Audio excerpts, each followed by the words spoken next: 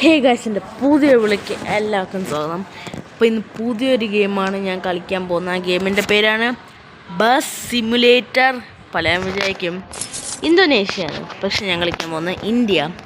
മുന്നേ നമ്മൾ ഇന്തോനേഷ്യ കളിച്ചിട്ട് ബസ്സിനെ കുളമാക്കി വെച്ച്. നമുക്ക് സ്റ്റാർട്ട് ചെയ്യാം. ടെർമിനൽ ആൻഡ് സ്ട്രീറ്റ് പോവാം. അപ്പോൾ ഞാൻ എന്താണ് സെൻട്ര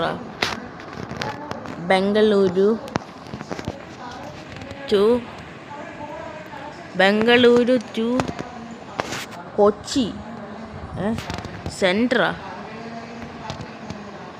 അഹമ്മദാബാദ് ഗോ. അപ്പം അഹമ്മദാബാദ് ടു ബംഗളൂരു ആണ്, ബംഗളൂരു ടു അഹമ്മദാബാദ് ആണ്, അങ്ങനെയാണല്ലോ. നോക്കാം. അപ്പോൾ നമ്മുടെ ഗെയിം ഇവിടെ സ്റ്റാർട്ടായിട്ടുണ്ട്. ബസ് സിമുലേറ്റർ കേരള എന്നും പറഞ്ഞൊരു ഗെയിമുണ്ട്, അത് പിന്നെ കളിക്കാം. ഓക്കെ, എന്തെങ്കിലും സൗണ്ടൊന്നുമില്ലേ? Okay, bus സ്റ്റാർട്ടായിട്ടുണ്ട്. നമ്മുടെ ഇന്തോനേഷ്യ ലുക്കിന് അവർ തന്നെ ഉണ്ടാക്കിയത് ഈ ബസ്. അല്ല, ഈ ഗെയിം ഇന്ത്യൻ ഗെയിമല്ല ഇത് ശരിക്കും. ഈ ലൊക്കേഷനിലേക്ക് പോകണം നമുക്ക്. ഓക്കെ, പോയിക്കാളൂ. ഇതിലെല്ലാ മോഡും ഒന്നുമില്ല, ടൂർ മോഡൊന്നും ഇതിനകത്തില്ല കേട്ടോ. ഇവിടെയാണ് ടെർമിനൽ. ഓക്കെ, ഇവിടെ ഞാൻ ബ്രേക്ക് ഇട്ട് വെച്ചിട്ടുണ്ട്. എല്ലാവരും വന്ന് കയറിക്കോളൂ.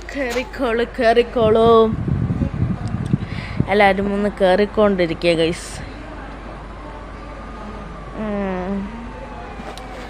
ഓക്കെ, നമുക്ക്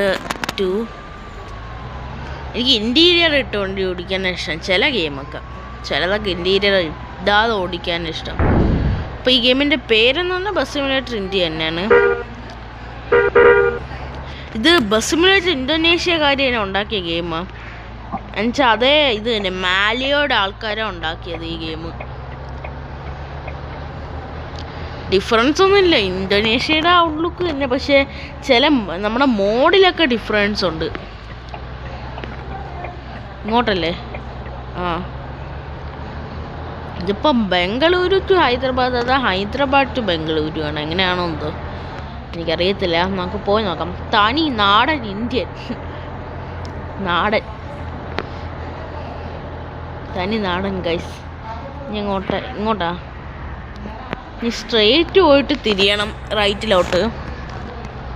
ഗോ. എനിക്ക് കണ്ടിട്ട് ഇത് കണ്ടിട്ട് ഷെവർലെറ്റിൻ്റെ ലോഗോയ ഓർമ്മ വരുന്നത് ഈ സ്റ്റിയറിങ് കണ്ടിട്ട്.